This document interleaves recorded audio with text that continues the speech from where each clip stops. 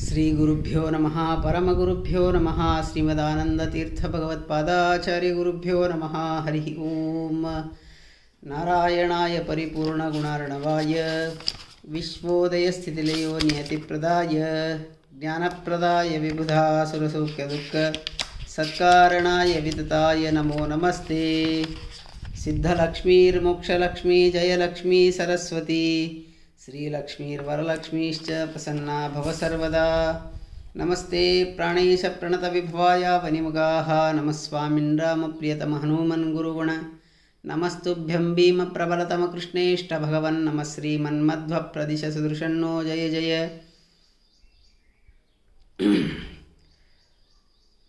आनन्दतीर्थोपदिष्टो निधिर्नारायणः ह्वयः प्रदर्शितो येन सम्यक् जयतीर्थं श्रये। सत्याभिज्ञकराब्जोत्थान् पञ्चाशद्वर्षपूजकान् सत्यप्रमोदतीर्थार्या नौमिन्याय सुधारतान् शास्त्रेषु पारदृश्वाणं शास्त्रज्ञेश्च वत्सलं दीनभक्तोद्धारकरं सत्यात्मानं यतिं भजे। विद्यापीठविधातारं विद्यावारिधिचन्दिरं विद्यार्थिवत्सलं वन्दे महामहिमसद्गुरुम्। आपादमौलिपर्यन्तं गुरूणामाकृतिं स्मरेत् तेन विघ्नाः प्रणश्यन्ति सिद्ध्यन्ति च मनोरथाः। हरिः ओम हरिः ओम हरिः ओम।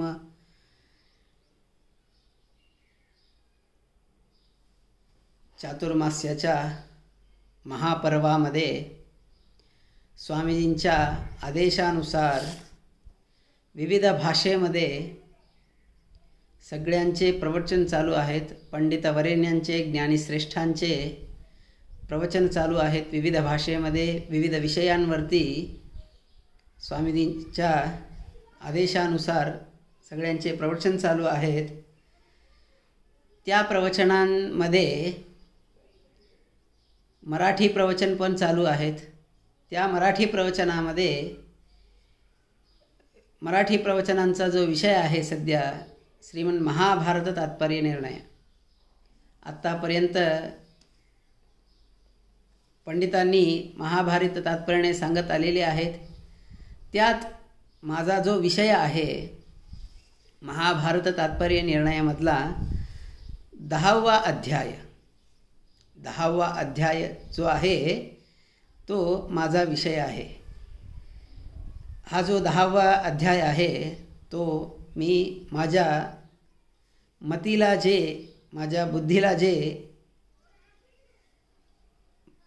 माहिती आहे ते मी 2 शब्दामध्ये सांगण्याचा प्रयत्न करतो। श्री गुरुभ्यो नमः हरि ओम।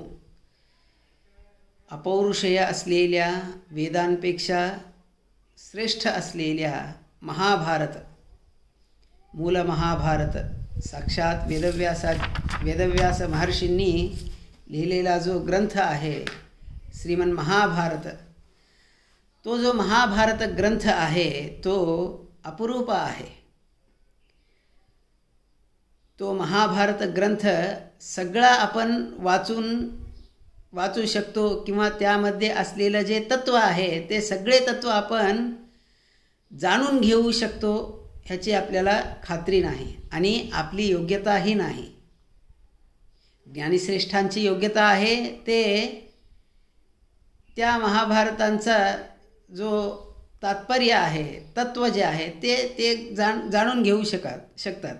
पण ह्या कलियुगामध्ये महाभारत तात्पर्य निर्णय म्हणलं, महाभारत जो आहे मूळ त्याचा तात्पर्य त्याचे जे तत्व आहेत सांगितलेले ते जाणून घेणं खूप अवघड आहे। त्यामुळे जो मूल महाभारत आहे जाणून घेणं अवघड आहे। त्यामुळे त्याच्यापासून वंचित होऊ नये कोणीही म्हणून वेदव्यास महर्षींनी साक्षात वायुदेवांचा अवतार असलेल्या मध्वाचार्यांना आज्ञा केली। महाभारत तात्पर्य निर्णय, महाभारत जो आहे त्याचा तात्पर्य जो आहे त्यांचा निर्णय सांगा तुम्ही असं आज्ञा केल्यावर श्रीमदानंदतीर्थ भगवत्पादाचार्यांनी लिहिलेला जो ग्रंथ आहे तोच महाभारत तात्पर्य निर्णय। हा जो ग्रंथ आहे हा ग्रंथ अत्यंत श्रेष्ठ असा ग्रंथ आहे। ह्या ग्रंथामध्ये सगळ्या महाभारतांचे तात्पर्य आणि त्याचा निर्णय सांगितलेला आहे. ह्या महाभारत तात्पर्य निर्णय ग्रंथामध्ये वेदव्यास महर्षींनी श्रीमदानंदतीर्थ भगवत्पादाचार्यांनाच का आज्ञा दिली, तर प्रत्यक्षामध्ये ते होते. श्रीमदानंदतीर्थ भगवत्पादाचार्य म्हणजे साक्षात वायुदेवांचा अवतार. प्रथमो हनुमन्नाम द्वितीयो भीम एवच पूर्णप्रज्ञस्तृतीयस्तु भगवत कार्यसाधकः. रामाच्या अवतारामध्ये हनुमंत म्हणून होते, कृष्णाच्या अवतारामध्ये भीमसेन म्हणून होते, आणि आता श्रीमदानंदतीर्थ भगवत्पादाचार्य म्हणून अवतार घेतला होता. प्रत्यक्षामध्ये त्यांनी बघितलेलं आहे, प्रत्यक्षामध्ये त्यांनी बघितलेलं आहे. त्यांच्याशिवाय ह्या महाभारतांचा तात्पर्य आणि त्याचा निर्णय कोणीही योग्य रीतीने सांगू शकत नाही.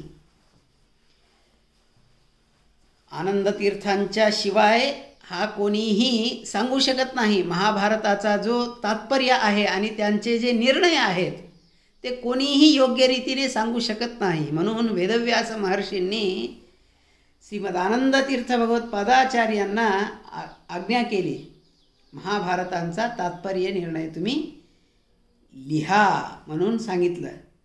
जर त्यांनी लिहिलं नसलं असतं तर मूल महाभारत जो आहे त्याचा अर्थ आपण तर जाणून घेऊ शकलो नसतो आणि त्याच्यापासून आपण वंचित झालो असतो.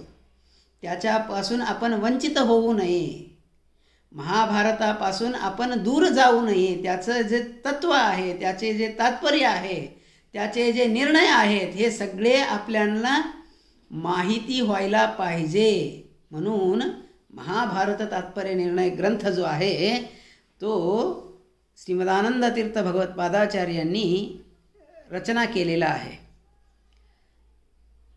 आत्तापर्यंत तुम्ही ऐकला असाल महाभारत तात्पर्य निर्णयामध्ये पहिला अध्याय, दुसरा अध्याय इत्यादी समग्र 9 अध्यायापर्यंत सांगितलेलं आहे, तत्त्व सांगितलेलं आहेत आणि रामायणाची कथा सांगितलेली आहे 9 अध्यायापर्यंत. हा 10वा अध्याय रामायण आणि महाभारतांच्या मध्य जो आहे तो 10वा अध्याय म्हणजे वेदव्यास महर्षींचा अध्याय.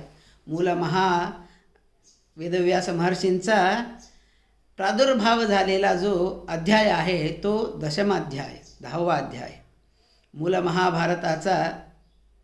महाभारताचा रचयिता म्हणजे वेदव्यास भगवान, त्यांचा अवतार असलेला हा जो आहे 10वा अध्याय. हा 10वा अध्याय एकदम श्रेष्ठ असा अध्याय आहे. ह्या 10व्या अध्यायाचं पारायण केलं किंवा उपासना केली तर आपल्याला जे काही पाहिजे ते सगळं आपल्याला भेटतं. आपल्याला आरोग्य पाहिजे तर धन्वंतरीची उत्पत्ती झालेली आहे, धन्वंतरी आपल्याला आरोग्य देते. दीर्घायू पाहिजे, अमृत उत्पत्ती झालेली आहे ह्या अध्यायामध्ये. ज्ञान पाहिजे, साक्षात वेदव्यास देवांचा अवतार झालेला आहे. ऐश्वर्य पाहिजे, लक्ष्मी देवीचा अवतार झालेला आहे 10व्या अध्यायामध्ये. दुर्जनांची पीडा जी आहे त्या पीडेपासून परिहार पाहिजे तर ह्या अध्यायामध्ये दैत्यांचा संहार भंग केलेला आहे, त्यामुळे दुर्जनांची पीडा परिहार होते. वेदशास्त्राचं ज्ञान आपल्याला पाहिजे असेल तर वेदव्यास महर्षींनी शाखेचा विवर ह्या अध्यायामध्ये केलेला आहे. त्यामुळे हा अध्याय जो आहे तो अध्याय आपल्याला सगळं काही देतं. आपल्या जीवनामध्ये जे काही पाहिजे ते सगळं ह्या 10व्या अध्यायामधून आपल्याला भेटतं. त्यामुळे ह्या 10व्या अध्यायाचं पारायण करणे किंवा उपासना करणे हे अगदी श्रेष्ठ मानलं जातं. तात्पर्यामध्ये श्रेष्ठ अध्याय म्हणलं तर 10वा अध्याय असंही म्हणलं जातं. ह्या 10व्या अध्यायामध्ये सांगत असताना श्रीमदाचार्य सांगतात, द्वापरेथ युगे प्राप्ते त्वष्टाविंशतिमे पुनः स्वयंभू सर्वशक्राद्याः दुग्धाब्दे स्थिरमाययुः. ह्या 10व्या अध्यायामध्ये सांगत असताना अथ असं सांगितलेलं आहे. अथ म्हणजे मंगळकर. मंगळ अथ ह्या शब्दाचा अर्थ होतो. मंगळकर असलेला 10वा जो अध्याय आहे त्याचं प्रारंभ करत आहेत. द्वापरेथ युगे प्राप्ते त्वष्टाविंशती मे पुनः 28व्या द्वापर युगामध्ये म्हणून सांगितलेलं आहे.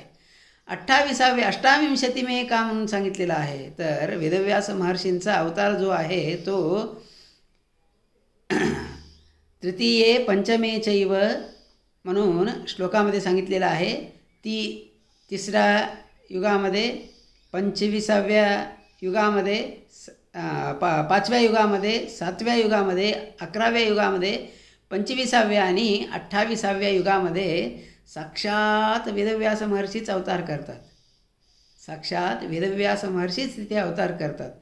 इथे अष्टाविंशती म्हणून का सांगायचा उद्देश झाला तर हे 25वा किंवा दुसरा किंवा 11वा युग नाही, किंतु 28वा युग प्रारंभ आहे किंवा 24व्या युग जो आहे, 25वा युग झाल्यावर जो 28वा युग येतो त्या अष्टाविंशती युगे प्राप्त झाल्यावर स्वयंभू सर्वशक्राद्याः स्वयंभू ब्रह्म रुद्र इत्यादी इंद्र इत्यादी देवता जे आहेत ते दुग्धाब्देः तीरमायुः दूध सागर जो आहे भगवंता शेषशाही जिथे आहे तो क्षीरसागर. त्या क्षीरसागराच्या तिकडे येतात. कुठे तर पयोब्धेर उत्तरम तीरम आसाद्य विदर्शवाः तुष्टुः पुंडरीकाक्षमक्षयं पुरुषोत्तमम्.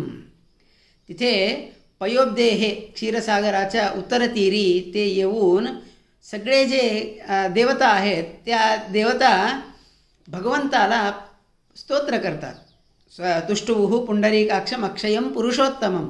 पुरुषोत्तमम म्हणून सांगितल्यामुळे पुरुष सूक्ताने भगवंताला तिथे स्तोत्र करतात सगळ्या देवता असं इथे सांगितलेलं आहे. नमो नमो नन्य गुणैकधामने समस्त विज्ञान मरीचिमालिने अनाद्य विज्ञान तमो निहंते परामृतानंद पदप्रदायिने म्हणून सगळे देवता जे आहेत भगवंताला स्तोत्र करतात.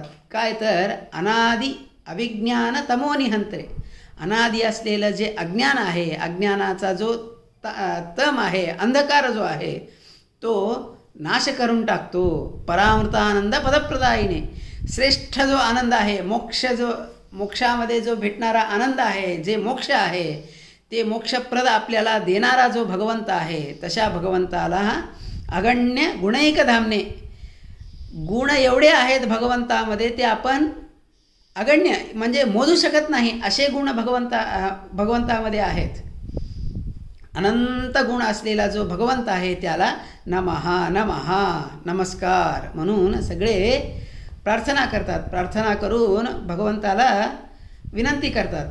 काय तर काय झालेलं आहे, मागं कथा काय झालेली आहे तर सांगतात.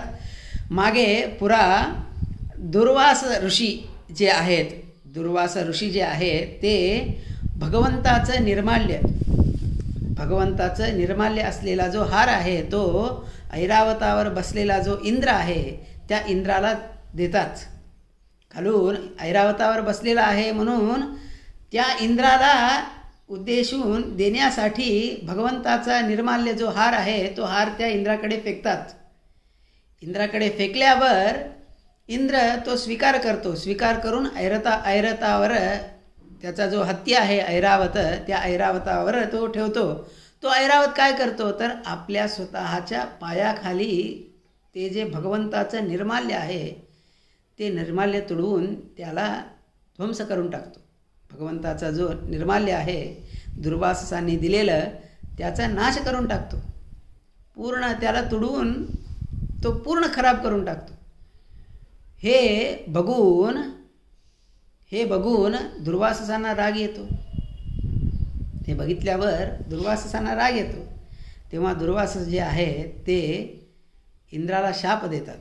तुझ्या ऐश्वर्याने मदोन्मत्त होऊन भगवंताचं निर्माल्य तुझ्या हत्तीच्या ऐरावताच्या पायाखाली तू टाकून तुडवून दिलेलं आहेस. ते जे ऐश्वर्य आहे तू ऐश्वर्य भ्रष्ट हो. तुझं जे ऐश्वर्य आहे ते ऐश्वर्य नाश होऊन जाऊ दे म्हणून शाप देतात. शाप दिल्यावर दैत्य सगळे येऊन ऐश्वर्यविहीन असलेल्या इंद्राला पराभव करून त्याचं ऐश्वर्य सगळं हरण करून दैत्य इंद्राला हरवून टाकतात, पराभव करून टाकतात.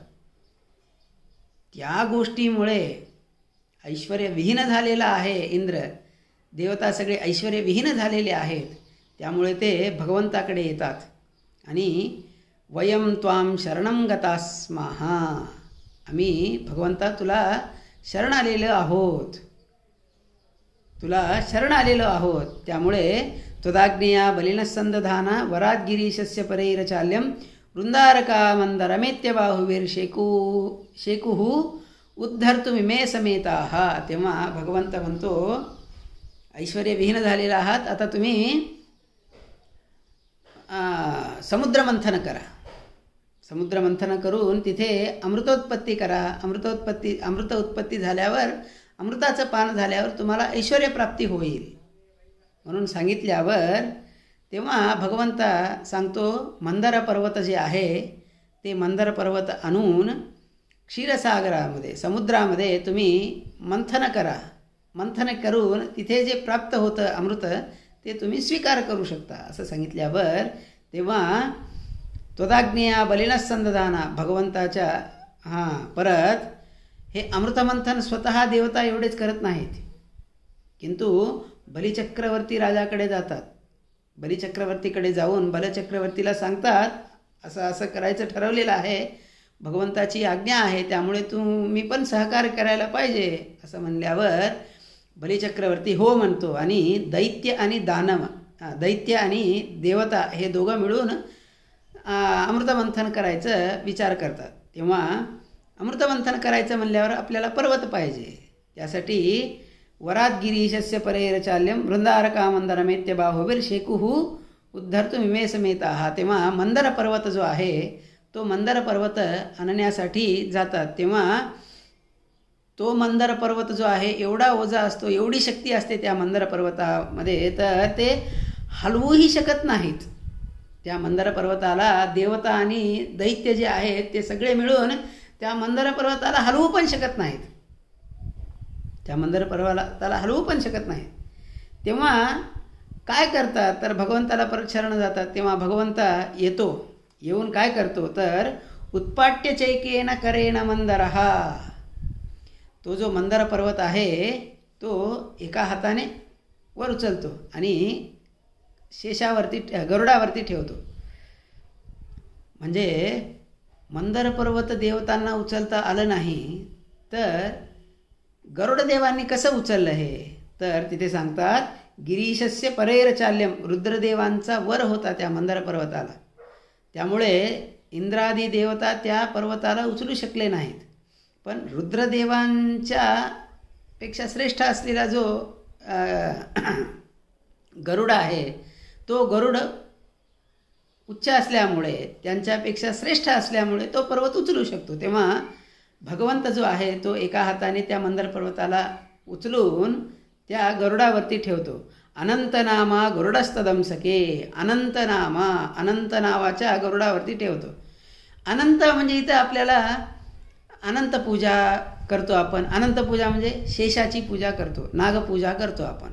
पण अनंतनामा गरुडा हा कसं, तर इथे सांगतात नित्य बलत्व हेतुतः यहा अनंत नामा, म्हणजे अनंत म्हणजे त्या गरुडाचं बळ जे होतं ते नित्य बलत्व हेतुतः, अनंत असं बळ त्या गरुडाला होतं, त्यामुळे त्याला अनंत असं नाव होतं. त्यामुळे अनंत शब्दाने शेष एवढाच अर्थ घेता येत नाही, किंतु गरुड ही अर्थ आपण घेऊ शकतो. त्यामुळे त्या गरुडावर भगवंताने उचलून त्यावर ठेवलं आणि घेऊन जायला सांगितलं. घेऊन जात असताना एवढा ओझा असलेलं पर्वत गरुडा अत्यंत अनायासेनं तो घेऊन जात होता. आपल्या बाहूवरती ठेवून अनायासेनं घेऊन जात होता.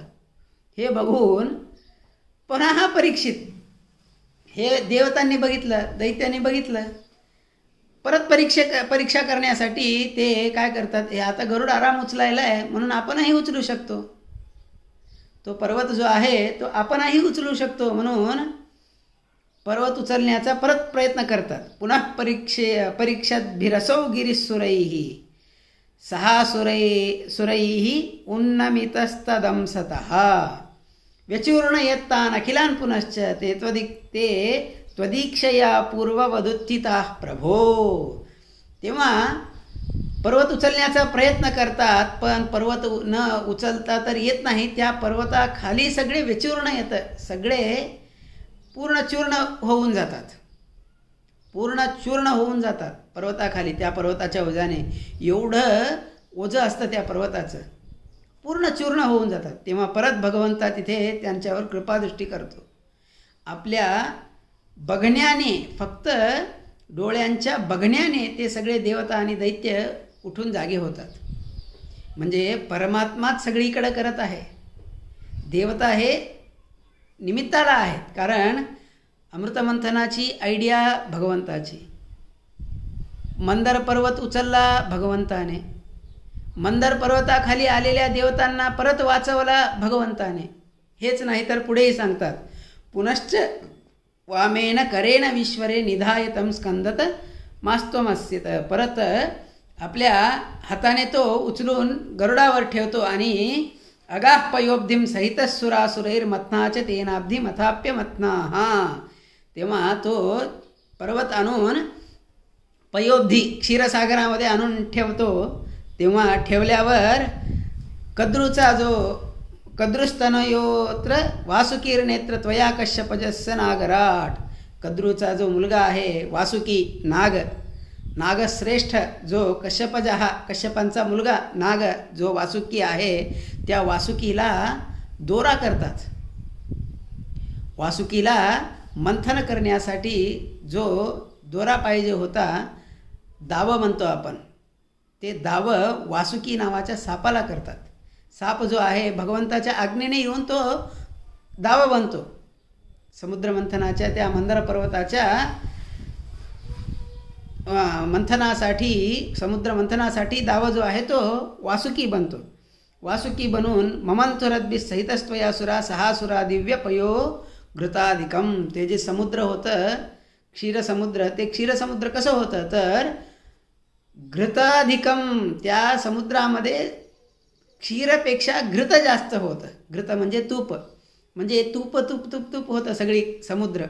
तुपाने मिश्रित असलेलं जे दूध आहे, म्हणजे जास्त तुपाने मिश्रित असलेलं जे दूध आहे, तसा समुद्र, श्रेष्ठ असा समुद्र होता. तेव्हा तशा समुद्रामध्ये ठेवतात. ठेवल्यावर नैच्छंत पुच्छम दितिजा अमंगलम. तेव्हा ठेवल्यावर देवता जे आहेत ते वासुकीचा जो तोंड आहे, चेहरा जो आहे त्याकडे असतात, आणि दैत्य जे असतात ते पुच्छाकडे असतात. तेव्हा परत दैत्य म्हणतात, आम्हाला पुच्छ भाग दिला, हे अमंगळ आहे, आम्ही तोंडाकडे येऊन समुद्रमंथन करू. असं म्हटल्यावर तेव्हा भगवंता परत देवतांना सांगतो, आज्ञा देतो, छोट्या छोट्या गोष्टीला का तुम्ही वाद घालताय? आपल्याला जी वस्तू प्राप्त करायची आहे त्या वस्तूसाठी आपण प्रयत्न करत आहोत, त्यामुळे तुम्ही पुच्छाकडे जावा, पुच्छभागाकडे जावा, असं देवतांना सांगितल्यावर भगवंताची आज्ञा डोक्यावरती ठेवून ते पुच्छभागी जातात आणि परत मंथन करायला चालू करतात. तेव्हा मंथन चालू करत असताना त्या वासुकीच्या मुखातून जे विष जो बाहेर टाकत होता वासुकी, त्या विषाने हे जे दैत्य आहे ते दैत्य परत मूर्छित गेले.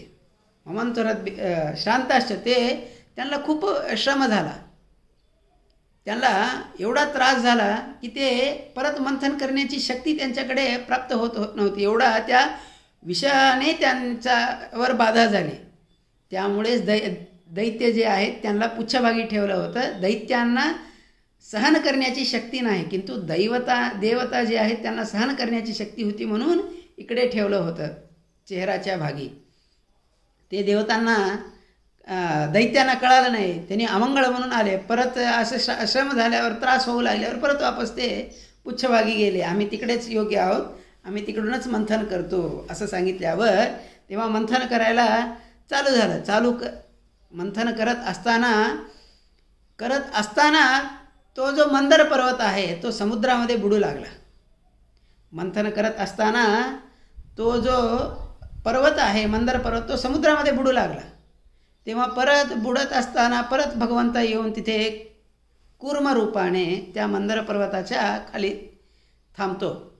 थांबून पर्वतावर पर्वत जो आहे तो आपल्या पाठीवर ठेवतो. कूर्म रूप आपण धारण करून तो पर्वत जो आहे तो आपल्या पाठीवर ठेवतो.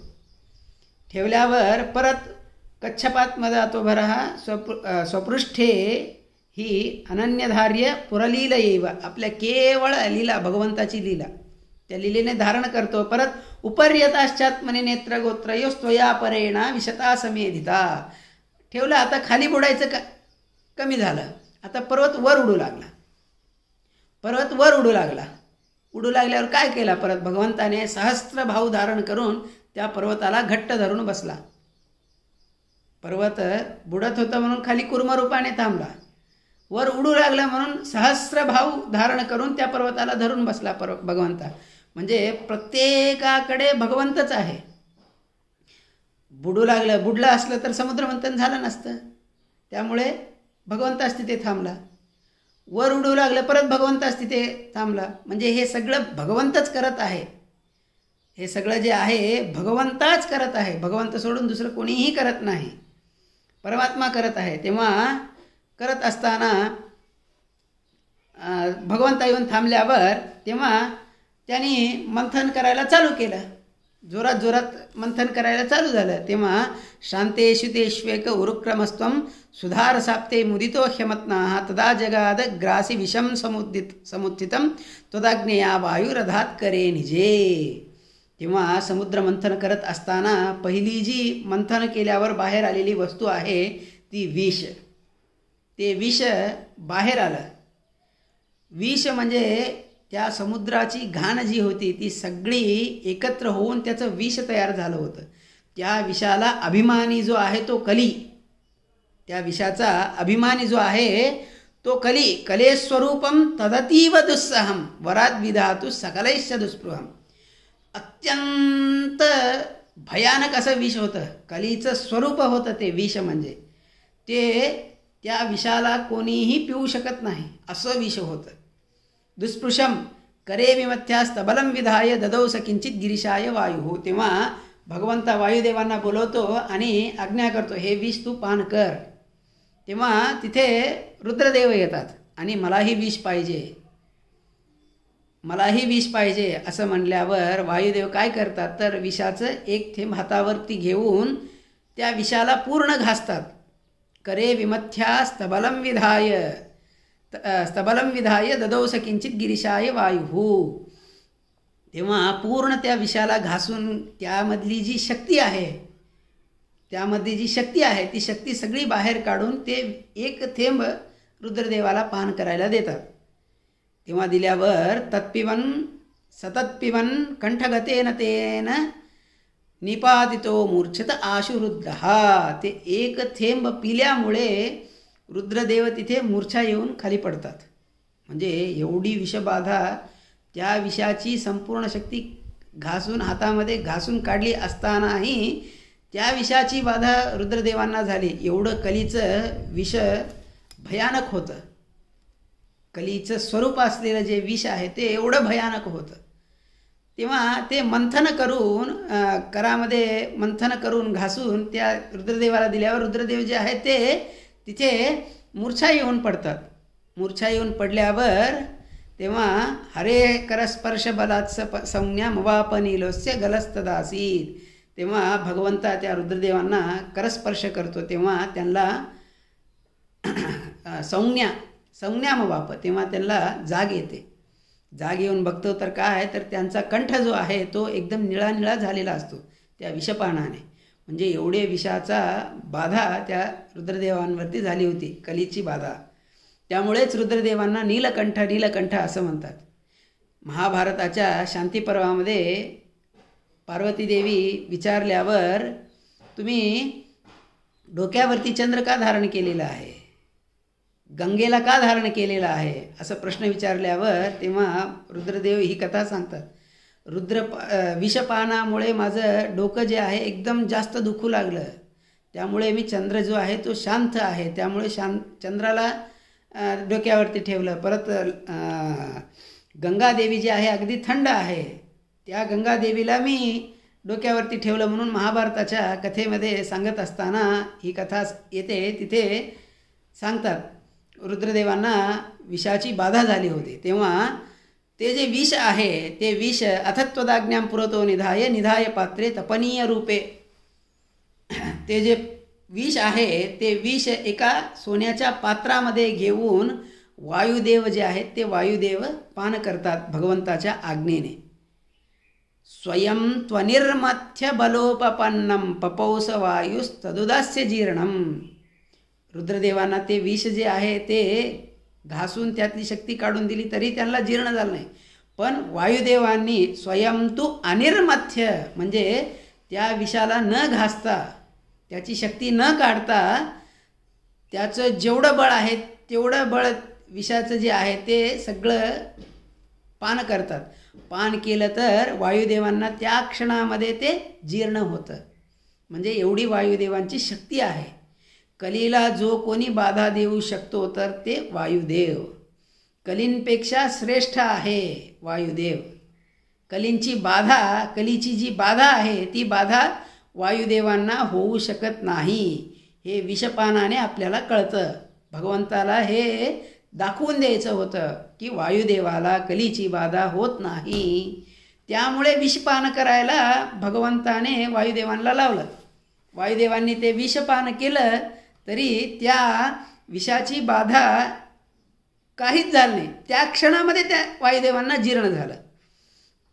तेव्हा अथत्वगाज्ञां पुरतो निधाय पात्रे तपनीय रूपे, तेव्हा सगळं केलं. सगळं पान केल्यावर वायुदेवांना ते जीर्ण झालं. नंतर काय झालं तर अत्यल्पपानाच्च बभूव शूला शिवश्रेष्ठम करावशिष्टम अभूतकली सर्व जगत्सु पूर्णम पित्वा विकारो न बभूव वायू.